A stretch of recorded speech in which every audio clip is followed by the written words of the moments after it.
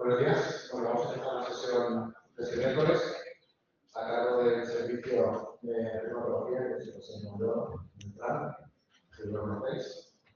Y pues Vale, bueno, buenos días a todos. Mi nombre es Beltrán Escribano, soy residente de tercer año de reumatología y a continuación os voy a traer un tema que es muy frecuente en nuestras consultas, que es acerca del Raynaud. Es un motivo de derivación muy frecuente y a veces hay ciertos imitadores los cuales nos pueden hacer pensar que estamos ante uno y es otra etiología, ¿vale? La sesión la he titulado Raynaud y sus imitadores, claves para el diagnóstico diferencial y su tratamiento. Esta es la guía, el índice del cual me va a servir para hablar de la sesión. Vamos a empezar hablando de una introducción y una serie de definiciones. Seguimos por la patogenia, las causas principales del Raynaud secundario, el diagnóstico del cual nos servimos para llegar a la etiología, los mímicos o simuladores dolorosos del fenómeno del Raynaud, los tratamientos y una serie de conclusiones que extraemos. ¿Vale? El Raynaud, como tal, es un cambio episódico del color en las extremidades, sobre todo en la porción distal de las mismas, que responde al estrés emocional o a cambios de temperatura y requiere un cambio de coloración al menos bifásico. Como podéis ver en la imagen, tenemos una fase inicial de vasoespasmo, en la cual está de color blanco. Se puede seguir de una fase de cianosis, de desoxigenación, y se sigue de una fase de hiperemia o reperfusión. Es importante recalcar que el Raynaud como tal no es un diagnóstico, sino que es un complejo de síntomas, los cuales exigen de un diagnóstico diferencial. Y luego, aparte de los pulpejos de los dedos, también lo podemos ver en otra serie de localizaciones, tales como en la nariz, la areola, el pabellón auricular y en los dedos de los pies. Como veis en la imagen, podemos tener, bueno, hay un amplio elenco de síntomas o de signos que podemos ver en el Raynaud. A priori, un Raynaud primario es un fenómeno que es puramente vasoespástico, en el cual vemos que la porción distal de los dedos se ven afectadas. Hay un stop, un cambio brusco en la coloración. Como podemos ver, está la fase pálida a nivel distal. Y luego, en el Raynaud secundario ya hay un daño estructural. Hay una alteración de la microvasculatura, hay un daño, puede haber incluso úlceras. Y conforme va avanzando podemos ver una imagen como la que vemos en la derecha de la diapositiva. En cuanto a la exploración, ¿qué esperamos de un Raynaud primario y un secundario? Simplemente, en cuanto a la simetría, tenemos que el Raynaud primario es mucho más simétrico que el Raynaud secundario. El Raynaud secundario, si tenemos el pulgar afectado, suele orientar más a un Raynaud secundario. El patrón, de manera frecuente, de manera típica, es trifásico en el primario y puede ser mono, bifásico o irregular en el secundario. El secundario es más doloroso que el primario, la duración es mayor también en el secundario, las úlceras son mucho más frecuentes en el secundario a medida que va progresando y los cambios cutáneos también, así como el edema, los puffy fingers y los cambios tróficos, así como las señales entre ataques, que vemos que el Raynaud, al ser puramente vasoespástico y reperfundir, no suele dejar daño estructural, sin embargo el secundario sí. Puede haber lesiones, cicatrices y telangiectasias. En cuanto a la epidemiología, el fenómeno del Raynaud afecta a un 5% de la población mundial, tiene preferencia por el sexo femenino, y el cual se manifiesta de manera más frecuente, y hay distintivas según la etiología. En el Raynaud primario, la prevalencia 4,85% de la población mundial. En mujeres, según los registros, del 2 al 20%, en los hombres del 1 al 12%. En el 50% podemos encontrar historia familiar, antecedentes, y el inicio típico es más precoz que en el tardío, ¿vale? Menor de 30 años. Sin embargo, en el secundario tiene características más distintivas que son las siguientes. Un inicio más tardío, mayor de 48 años, perdón, de 40. Suele o puede estar asociado a conectivopatías. Tenemos que pensar en exposición ocupacional mayormente en los varones y buscar enfermedad vascular periférica. Respecto a la patogenia, la patogénesis del fenómeno de Raynaud no tenemos del todo estudiado, no sabemos exactamente el por qué, pero hay una serie de factores los cuales son fundamentales. Se ha visto que hay un factor genético, como he comentado antes, en el 50% del primario tenemos antecedentes familiares. Hay un gen que está relacionado con la regulación del tono vascular, que es el gen NOS1. Los factores vasculares, pues precisamente, y entre otras, por la expresión de ese gen, hay un aumento del tono vascular, lo cual conduce a un vasoespasmo de las arterias digitales, disfunción endotelial con sobreproducción de vasoconstrictores. En cuanto a los factores intravasculares, hay un aumento de la viscosidad. Esto produce una ralentización del relleno capilar con una menor perfusión. activación de plaquetas y leucocitos y demás. Y en cuanto a los factores neurales, un aumento de la expresión de los receptores alfa 2 adrenérgicos y un defecto primario en la función vascular de termorregulación. ¿Qué esperamos tener cuando vemos un Raynaud primario? Pues son los siguientes premisas: ataques episódicos de palidez o cianosis, pulsos periféricos fuertes y simétricos para diferenciar de vasculopatía, ausencia de signos y síntomas de un proceso secundario, pensar en conectivopatías o cualquier etiología que puede ser secundaria al mismo, ausencia de autoanticuerpos, los anticuerpos antinucleares, como bien sabemos, una capilaroscopia con patrones o inespecíficos o una capilaroscopia normal y una velocidad también normal. En cuanto a las causas del Raynaud secundario, bueno, tenemos múltiples. Recalcar, pues bueno, en nuestra consulta lo que más vemos de manera naturalmente son las causas reumatológicas, enfermedades autoinmunes, también trastornos hematológicos, causas vasculares, factores ocupacionales, sobre todo en varones, fármacos y tóxicos, quimioterápicos, mayormente el cisplatino, también simpático-miméticos, interferón, trastornos vasculares, neurológicos y factores ambientales. En cuanto al diagnóstico, vale, en general tenemos varios pilares en los que nos fundamentamos para llegar al diagnóstico o al diagnóstico diferencial secundario, ¿vale? La historia detallada tenemos que fijarnos en las características, en la distribución, como os he dicho, en los desencadenantes, los cuales precipitan los ataques de vasoespasmo, y los fármacos y la ocupación. El examen físico, buscar signos de esclerodermia, porque mayormente se ve, pero también de cualquier otra conectivopatía o enfermedad autoinmune, un examen de laboratorio exhaustivo y una capilaroscopia, identificar patrones que sugieran patología. En cuanto a los pasos que seguimos cuando tenemos un paciente con un fenómeno Raynaud en nuestra consulta. Bueno, inicialmente le tenemos que preguntar si considera que sus dedos tienen una sensibilidad exacerbada o anómala al frío. En caso de que nos conteste que sí, tenemos que ir a la segunda pregunta, que es si tiene al menos cambios bifásicos en la coloración. Si nos dice que sí, pasamos al siguiente y tiene que cumplir al menos 3 de los siguientes. Si en sus episodios de vasoespasmo responden a otras causas aparte del frío, como por ejemplo estresores emocionales. Si le suceden en ambas manos, si es asimétrico, si es asíncrono. Luego también si se acompañan de entumecimiento o de parestesias, si están caracterizados por una delimitación o una demarcación muy brusca, como hemos visto en las imágenes previas. Si tiene fotografías las cuales nos puede aportar, en las cuales veamos únicamente si de verdad nos parece a priori que es un Raynaud, si le suceden en otras partes del cuerpo, como bien he dicho, no tan solo suceden en los pulpejos de los dedos, sino que también puede pasar en pabellones auriculares, en la nariz, en la areola y en los pies, y si tiene cambios trifásicos. En caso de que conteste que sí, al menos 3, tenemos que pasar ya a la parte derecha de la diapositiva y continuar con la anamnesis. Le hemos hecho las preguntas y ahora tenemos que ver, ¿tiene historia conocida alguna conectivopatía nuestro paciente?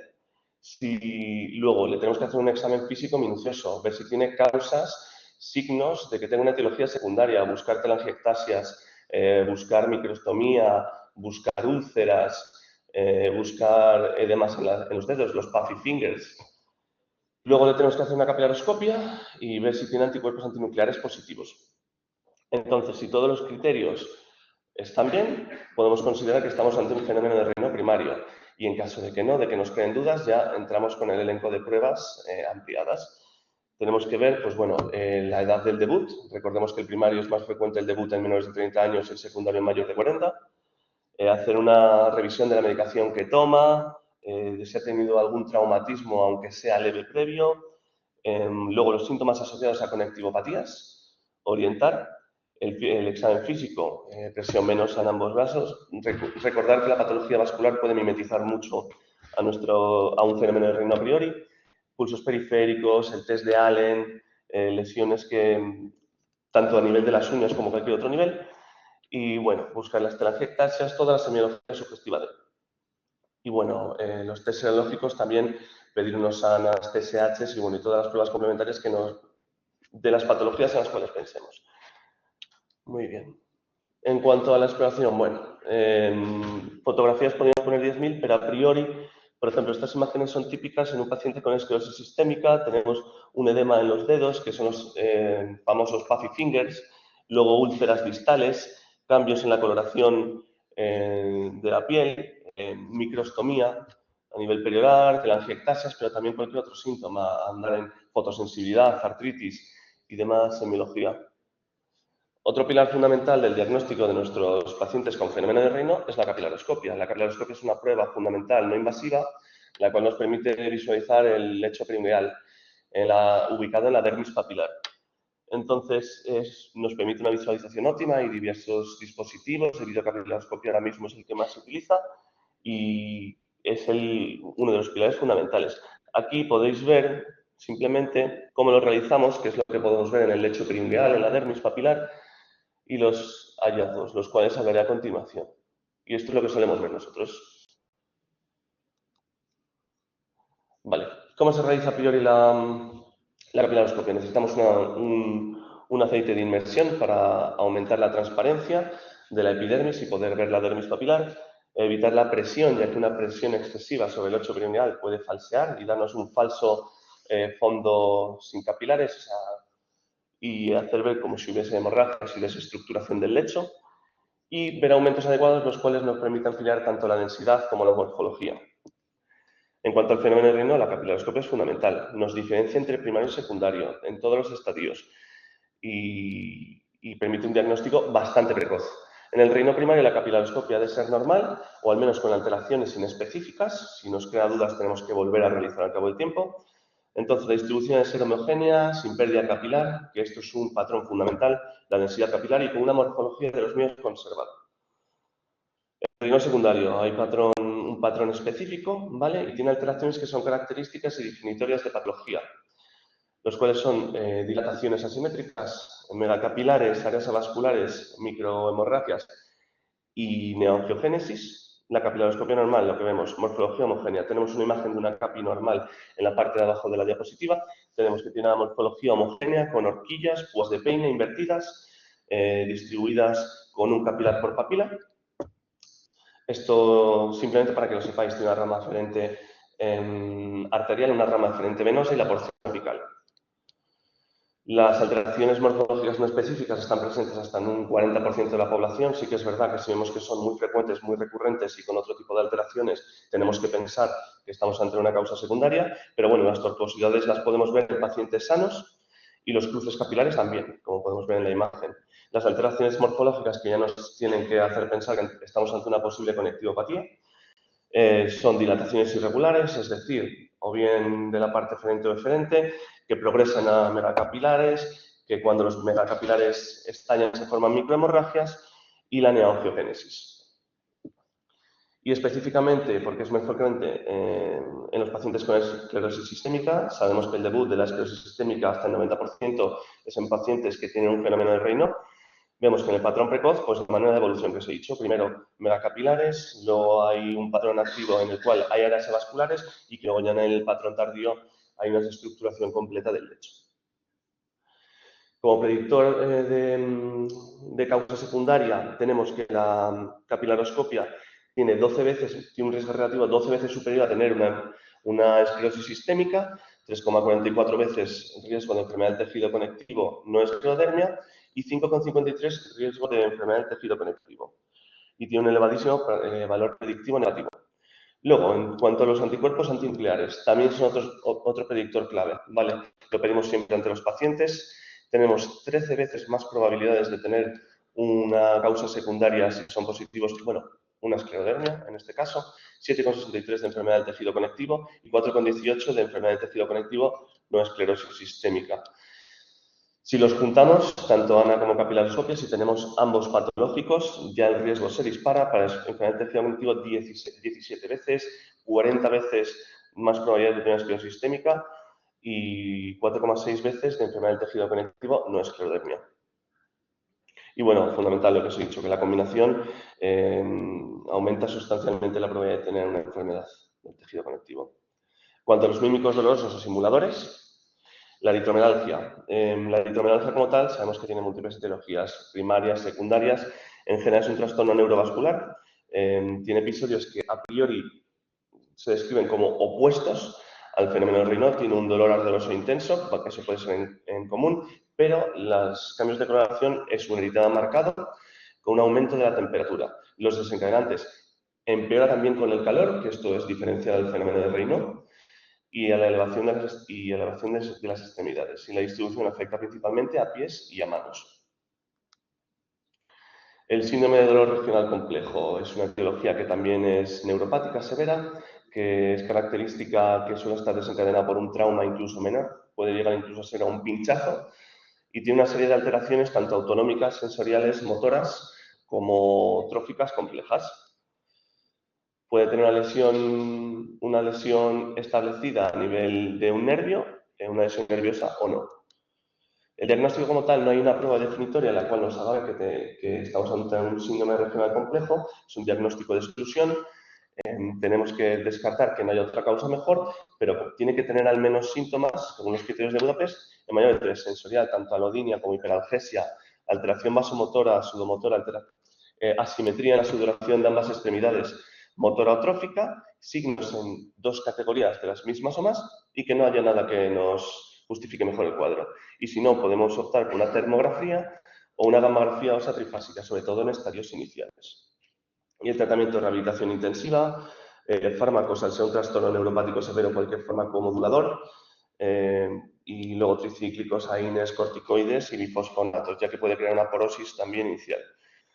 Intervencionistas se pueden plantear bloqueos simpáticos y neuromodulación. Luego, el lupus perniosis tiene características distintivas. Son lesiones violáceas, sobrelevadas, dolorosas, que tienen una persistencia que es inusual y mayor al Raynaud. No es tan episódica, sino que es persistente. No es un fenómeno ni vasoespástico ni autolimitado, sino que tiende a dilatarse en el tiempo. También predomina en mujeres jóvenes, se puede ver en dedos de las manos, en pies, en aletas nasales y tiene un riesgo considerable de ulceración. La clínica, como os he dicho, eritema violáceo persistente, dolor, ardor, prurito e hinchazón. Y bueno, en la parte derecha de la diapositiva podemos ver lo que os he comentado, que las lesiones son persistentes, que no hay fases bifásico o trifásico. Se agravan al recalentar, no solo con el frío. No están provocados por estrés nacional, que esto es característico también del Raynaud y puede ser idiopático o secundario. Aquí tenemos imágenes típicas de perniosis de lupus pernio. Luego, el síndrome vascular acral paraneoplásico. Las claves para la sospecha clínica, bueno, lo primero, tener un cuadro constitucional, un paciente con sarcopenia, el inicio que sea tardío, sabemos el rango etario en el cual solemos movernos con el fenómeno primario y secundario, el Raynaud de nueva aparición, que es más rápido que lo general, son persistentes, no son paroxísticos ni episódicos, tiene una ausencia del patrón trifásico típico, y, como bien he dicho, acompañado de síntomas que nos hagan pensar que estamos ante un neo. Los mecanismos fisiopatológicos, hiperviscosidad sanguínea, crioglobulinas, estado de hipercoagulidad sistémico, vasoespasmo por mediadores tumorales y una compresión muscular directa. En cuanto a la tromboanginitis obliterante, puede ser causa también de isquemia distal, al igual que el Raynaud, pero bueno, todos conoceréis esta etiología, está relacionada fundamentalmente con el tabaco, es característica de varones jóvenes de entre 20 y 45 años que son fumadores, es una vasculitis secundaria de arterias serenas de pequeño y mediano vaso. El diagnóstico es predominantemente clínico. Si tenemos dudas, pues podemos plantear una prueba de imagen vascular, tanto Doppler como angiografía, si llegase a ser necesario. Y tenemos que excluir otras causas vasculares. Y el tratamiento fundamental y el pilar es el abandono total del tabaco. El síndrome de desfiladero torácico, sabemos que tiene tres etiologías. El más frecuente, bueno, esta es la estructura por la cual se ve afectada, ¿vale? Podemos tener una compresión tanto nerviosa como arterial, como nerviosa, arterial y venosa. El más frecuente y el mimetizador con el Raynaud es el arterial, el cual puede producir una hipoperfusión distal e incluso condicionar isquemia, aunque no es el más frecuente, porque el más frecuente es el neurológico. Y no se desencadena por exposición al frío, o sea, aparece o mejora con posturas específicas, ya que al ser una zona que está rodeada tanto a nivel óseo como muscular, cambia directamente con la movilización del paciente y se desencadena con la movilización. Vale, la crocianosis es otro diagnóstico, es un cambio de coloración persistente, es un cambio violáceo o azulado que no tiene episodios paroxísticos. no cambia con las movilizaciones, la piel está húmeda al tacto, tiene frialdad distal crónica y no tiene episodios entre los cuales veamos una normalidad. No es un fenómeno puramente vasospástico. Y es de etiología benigna y persistente.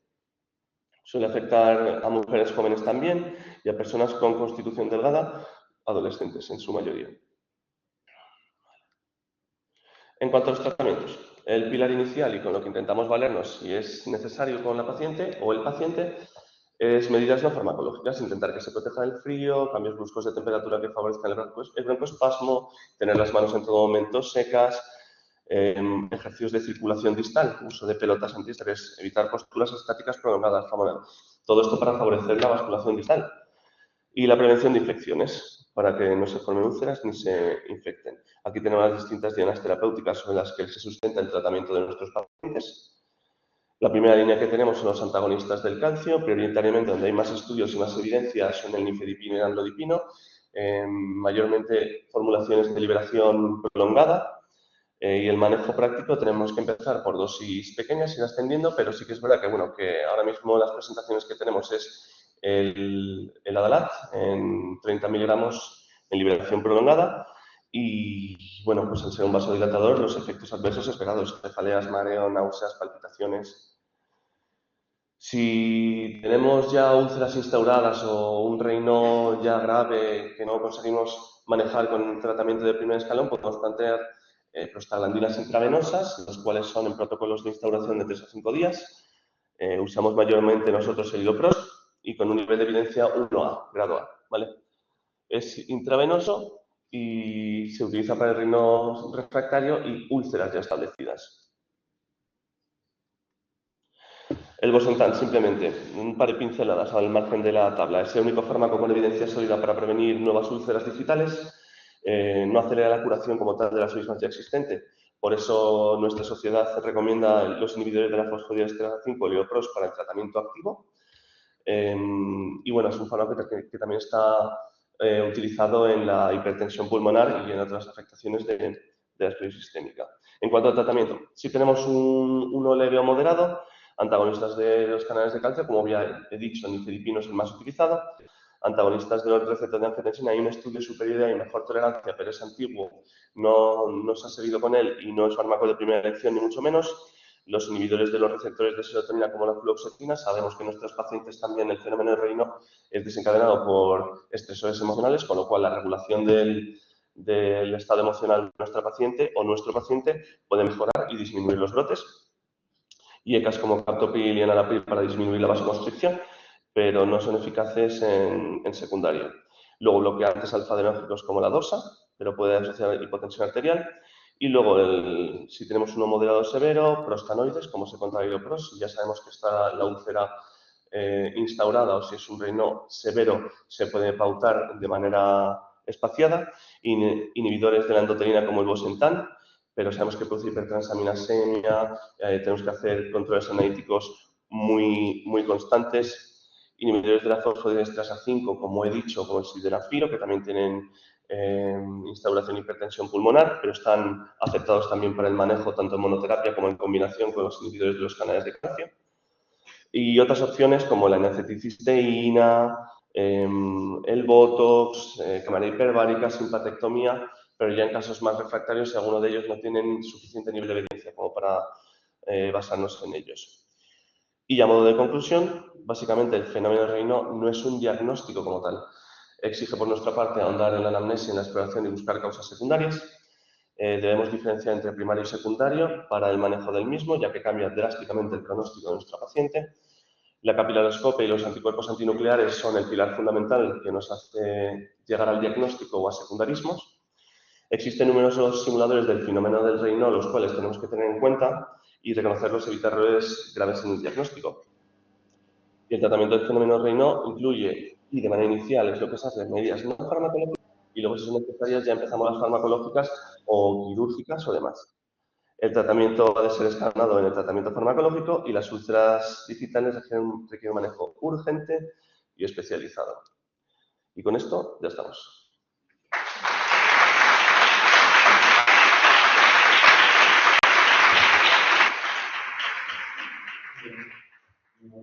Gracias, Rafa. Bueno, las preguntas que tengo una, son esos temas que son muy llamativos. Sí. Cuando intentamos con un criterios que son de Renault, pensamos que no, ¿qué podemos hacer en urgencia? Porque al final. Pues bueno, como tal, si lo primero ver si es hacer un diagnóstico diferencial inicial, saber si tenemos alguna causa potencialmente vascular, no sea que como vemos nos estemos comiendo otra cosa, una etiología vascular. Si tenemos sospecha, pues por ejemplo, palpar pulsos, si planteamos que es vascular, hacer una prueba de imagen vascular. Y si es un reino puramente que nos parece primario, se deriva a reuma. Si tenemos alguna duda, pues si estamos en consulta nos llamáis y bajamos a valorarlo. Y si no, directamente derivarlo. Pero eso, sobre todo ver que no sea una etiología vascular, ver si tiene toda la exploración, toda la semiología que he dicho, de ver que no es secundario y si no, derivar a nuestras consultas. Y como he dicho, si no, nos llamáis al busca y bajamos a valorarlo encantados. ¿Alguna pregunta, algún comentario? Pues,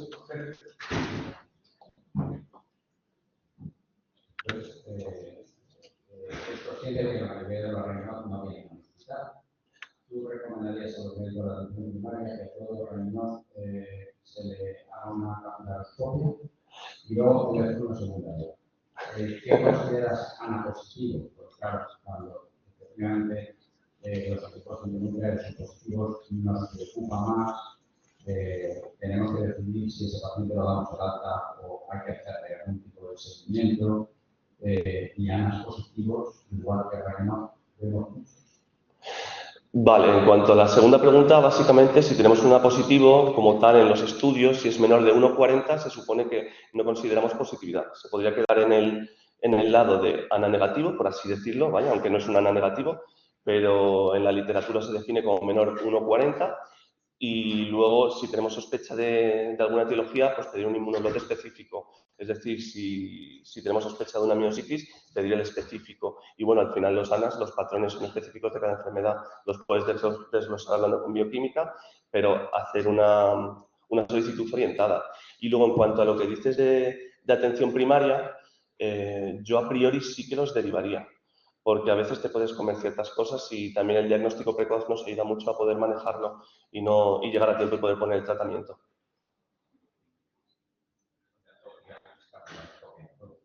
A ver, normalmente cuando tenemos un paciente y nos entra, le hacemos una CAPI. Se lo pedimos, sí. Porque incluso las alteraciones vasculares que vemos en la capilaroscopia son previas a la semiología, a la exploración que vemos en la paciente. O sea, un paciente puede venir sin telangiectasias, sin calcinosis, sin Puffer Fingers y sin nada, y ya tener alteraciones vasculares que son sugestivas de... O sea, el 90% de las esclerosis sistémicas debutan con un Raynaud. Entonces, al ser la forma de debut y no tener otra semiología específica, yo creo que sí que está... Bueno, y está descrito que deberíamos de hacer una CAPI para ver si hay alguna alteración que nos haga pensar en causa secundaria. Muy bien, ¿alguna pregunta más? Sí, por ahí.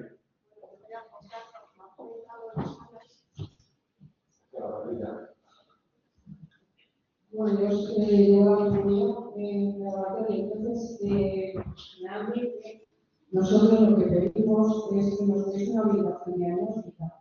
Y de todas maneras, aunque no haya aparecido con sospecha de esclerodermia, nosotros miramos la historia. Y generalmente todos los que ponen sospecha de Raynaud y que los sanas, o sea, nosotros hacemos un screening, fundamentalmente los de Raynaud. Entonces, si la INFI vemos un patrón característico de un SR70 o un centrómero, pues ya los damos. Pero si aún así la sospecha es de esclerodermia y no aparece nada, ninguno de los patrones que se ven muy claros, hacemos ahora un blog, llamamos nosotros de esclerodermia. Entonces, nosotros también sabemos que desde el laboratorio miramos la historia y sobre todo nos interesa cuando hace la pregunta ¿qué sospecha? Pues no mismo sospecha es un lupus, un CL, porque si es un CL hacemos hoy no hay paramos, pero si la sospecha es CL, pues trabajamos. Eso también quería saber un poco que desde el laboratorio también vamos orientando. Vale.